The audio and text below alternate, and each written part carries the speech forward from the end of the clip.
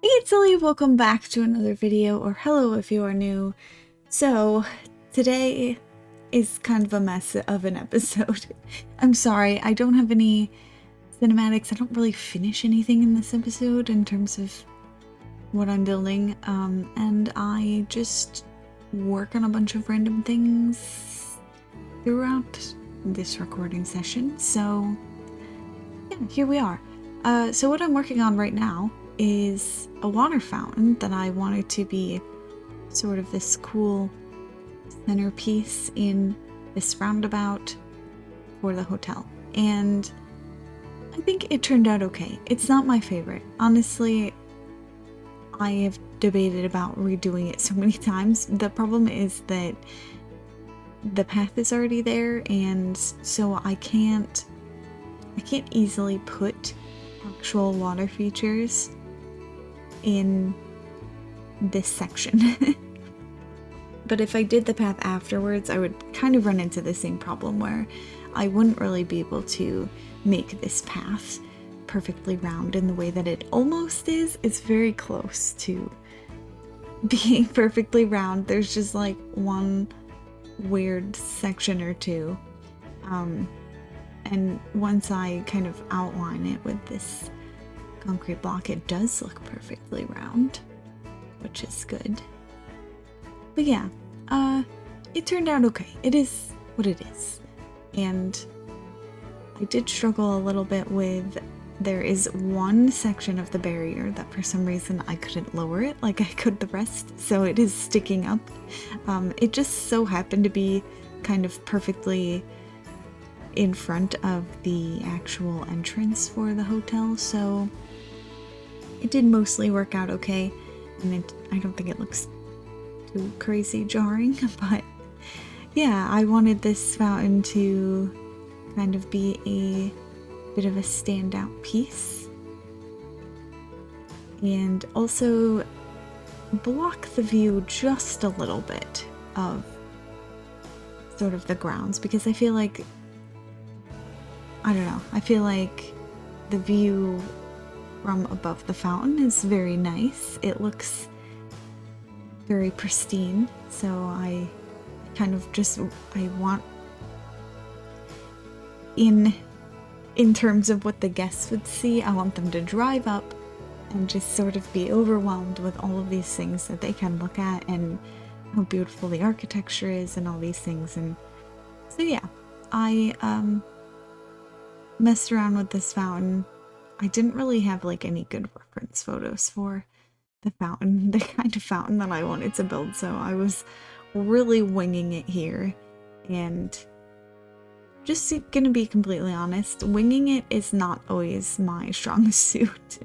I feel like I'm fairly creative, but I feel like I'm at my best when I have like a really good reference photo to sort of recreate and or take elements from that then make it look kind of above and beyond. Plus, I have a whole speed build series on recreating movie and TV sets in The Sims 4. Recreating things in games is something that I am very good at, actually. Like, I do feel confident saying that it is something that I can fairly easily do. Like, this hotel face, for example, is like almost a perfect recreation of the reference photo that I used, which I think I even put in the video, if I remember correctly. So yeah, that's kind of where we're at. I built this fountain, and for now it's staying.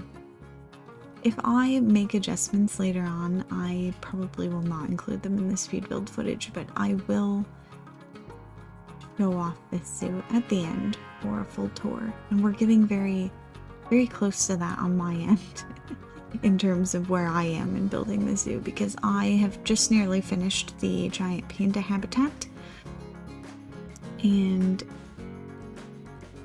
I love the way that habitat turned out. I used, again, this very cool reference photo, and I didn't do a full recreation of this one. I just I like the concept of it, so I tried to put it in my zoo. Also, sorry if you can hear my cat in the background. She's going a little crazy. She's having a playful time. And there's a cat post just behind me, like a giant cat tree. So that means a lot of background noise there with her because she's sometimes right behind me. Anyway, yeah, so as I said, working on a lot of different things today. Part of what I went and did in this episode was kind of figure out what I want the entryway to look like, and I think I do work on it later in another video as well, because I just have a lot of things at this point I hadn't gone into my zoo and like fully tested it yet because I wasn't very far along, but when I did that I realized the spawn point was not working correctly. I think with the staircase that I built in the hotel room, not in the room, but in the hotel building. So I did end up, I was trying to figure out what the heck was going on, and in that process I also realized that the staff were having some issues as well, and that might be a game thing. I don't know. Like I said, I don't really play all that often. So I wasn't really sure what's going on, so I did end up actually building another staff room in the front entrance here. It's actually just before the hotel. And so the staff seem to be doing okay now. Again, I don't really play it all that often, and I definitely did still get some notifications about there being some issues, but yeah, I'm further along now, which means there's more things for the staff to do, like in the back of my park, and I had and always did have when I was laying out my zoo staff rooms like throughout, but I think they just weren't using all the staff rooms in those areas because it was like so far out of the way. There was absolutely nothing to do in that section of the zoo, so there was no reason for the staff to go all the way back there. So yeah, I'm working a little bit more on the lemur house in this episode as well. There was just like a lot of things that I didn't know what to do with this giant space that I made. Like, I really liked it and I wanted it to be this giant space. Like, I wanted it to feel like,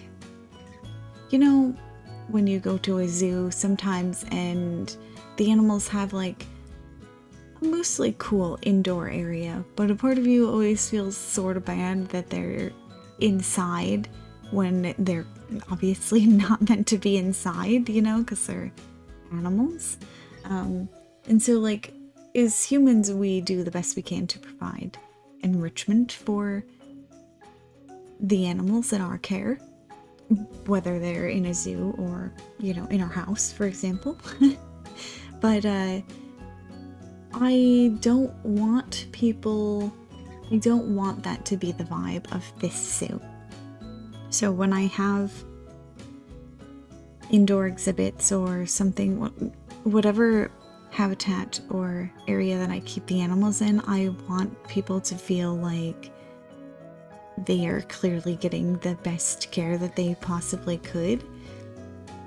So in building such a huge actual roofed building, keeping these animals fully indoors, I wanted to make it feel like it wasn't actually, it's not like a concrete building, like there are a lot of cool features, there's a lot of places for the animals to be and kind of simulate the outdoors in this building. And including the roofing, I actually did put quite a few skylights, so it's quite light in this building, which is nice.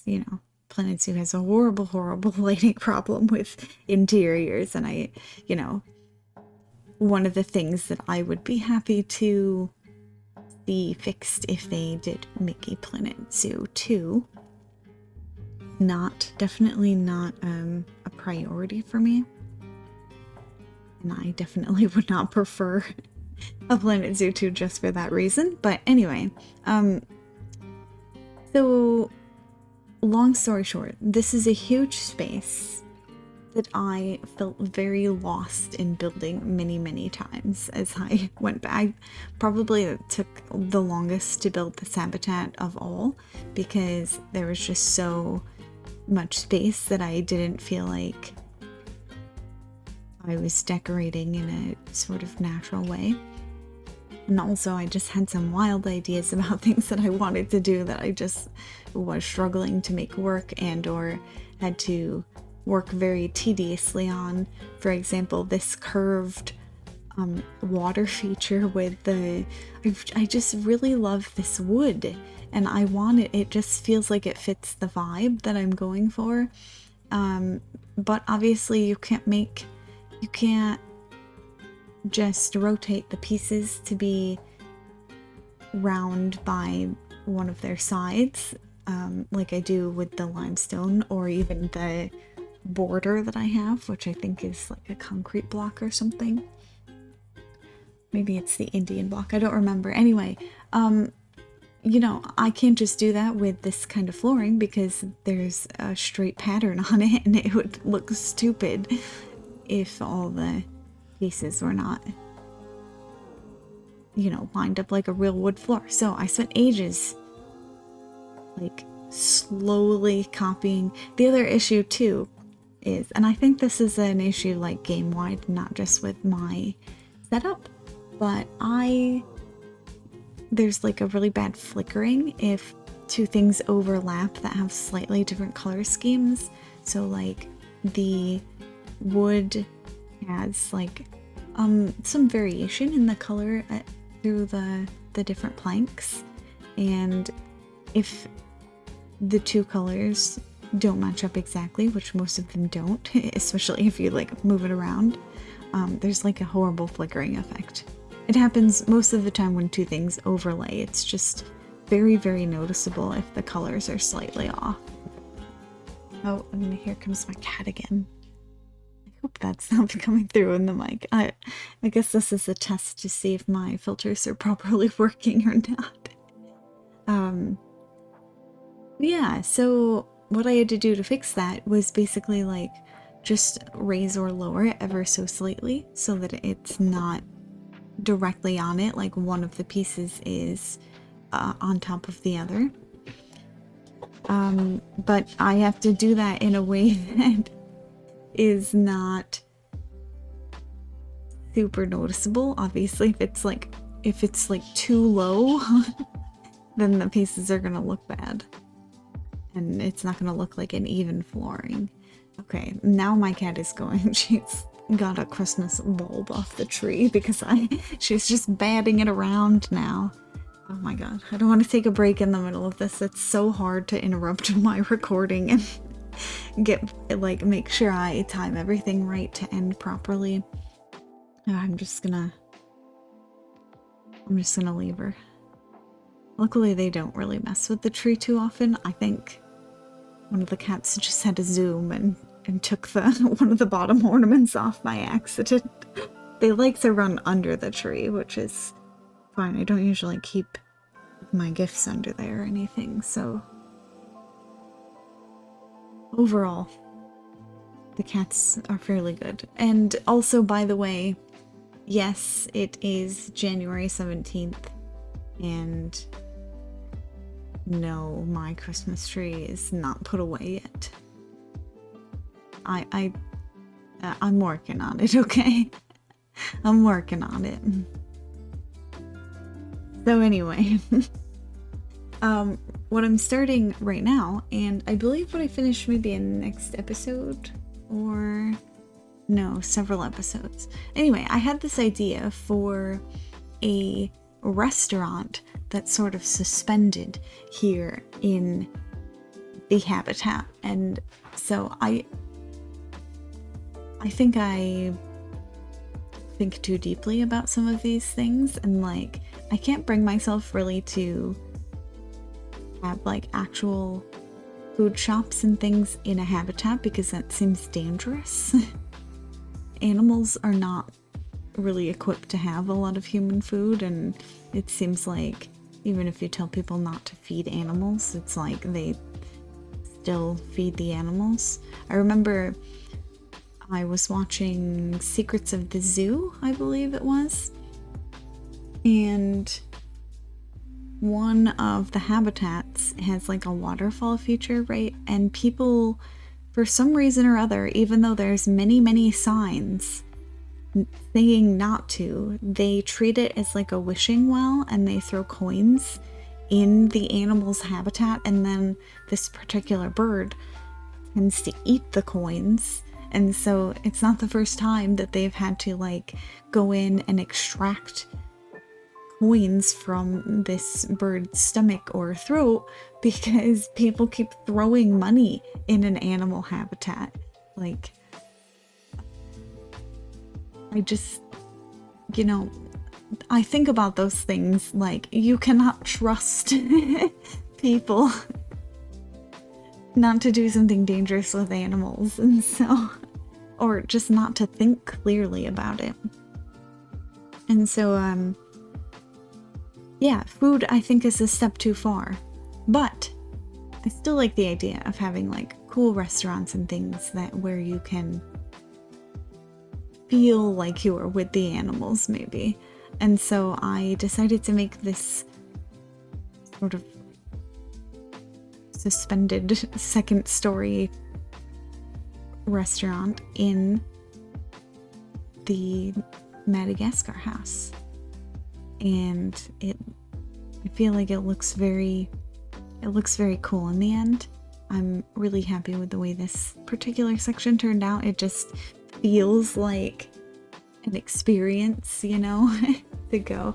I ended up naming it the Treetop Cafe, which is a very basic name, but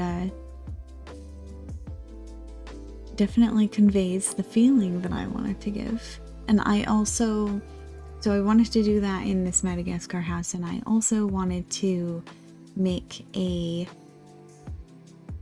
sort of upper pathing area for the guests to be also at treetop level so that they can interact with the animals that way.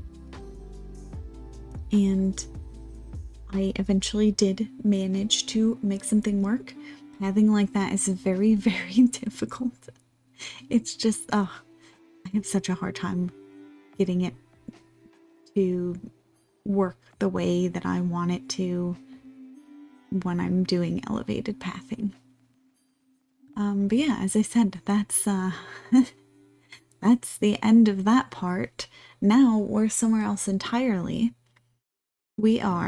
This is the staff areas near my deer, European fallow deer, I think it is, and the mute swan habitat, which is a giant walk-through habitat. So I figured I would need all the staff things right next to this habitat so that they can literally just walk through the habitat. Like, by the time they get to the other side of this habitat, they will need a break. So I actually do make some background area for this section, mostly because I realized that if you are standing on the balconies that I built on the hotel, you can see this area. You can see it perfectly. You have like an excellent view of it.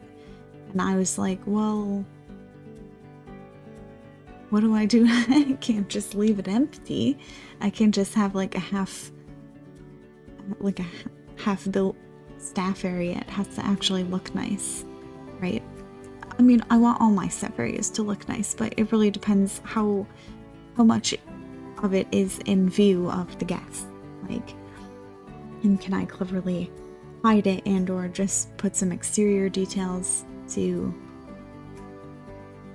kind of so that your eye just skims over it as part of the nice scenery, you know? Like, you don't want to draw attention to it, but at the same time, it has to look nice enough to blend in with everything else in a supposed luxury zoo. Oh, and we're done with that. This is what I mean with the chaos in this episode. I'm sorry. This is still fairly early in my recording process, and I just couldn't find my focus. So that's why you've got all this jumping around like this and throughout the zoo. So what this is, I can't remember if I built them at all yet. I built some private beach bungalows. I think I did. I remember talking about this. Basically, you rent the bungalow for the day or maybe a night, and it's like a private little house for your family. So basically what I wanted to do for this area was make a private space for these families to actually, you know, have additional hangout spaces, I guess. I don't know. I haven't built them yet. Oh wait, yes I did. There's one in the background. Oh, the cat is hissing. I don't know what is going on with them today. They're not usually so loud. But yeah, so I wanted to build like a whole private check-in area and, you know, some outdoor seating, maybe like a restaurant or two, which technically the other guests can go to, but I don't know if they will because it's kind of out of the way, so I doubt it, but we'll see. There's bathrooms there too. And also I connected it to some of the staff areas, and I think that helped things. But I had to put just a piece or two of staff pathing so that the guests wouldn't walk to the opposite side of the otter habitat and try to take a little peek from the side that I don't want them to. So yeah, lots of random things in this episode. Sorry for the chaos. We will get back to more dedicated building soon. Next episode is also a little bit chaotic, but after that I really start to settle and actually build one thing at a time. And it's much easier. It's going to be much easier for me, even and especially, to edit these episodes back and actually think of a thumbnail to put on this video, because what am I even going to show off? I didn't do anything in this episode. Everything is half done. So anyway, that's about it. I'm just gonna work on these bungalows for a little bit.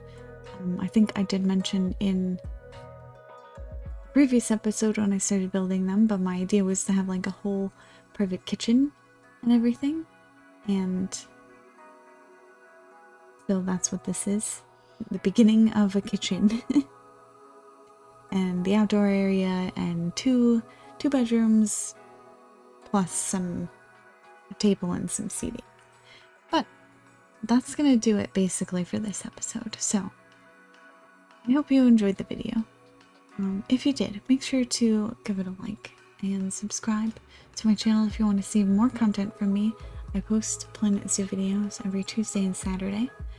Also, you can just check this playlist if you would rather just watch Planet Zoo, because I do post some other content as well, namely The Long Dark if you're interested. It's not a building game, but it's very beautiful and very relaxing in my opinion, unless you're getting attacked by a bear. Anyway, join my Discord if you haven't already, and we can chat about Planet Zoo or whatever. Thanks for watching, and I hope to see you in the next video. Until then, bye!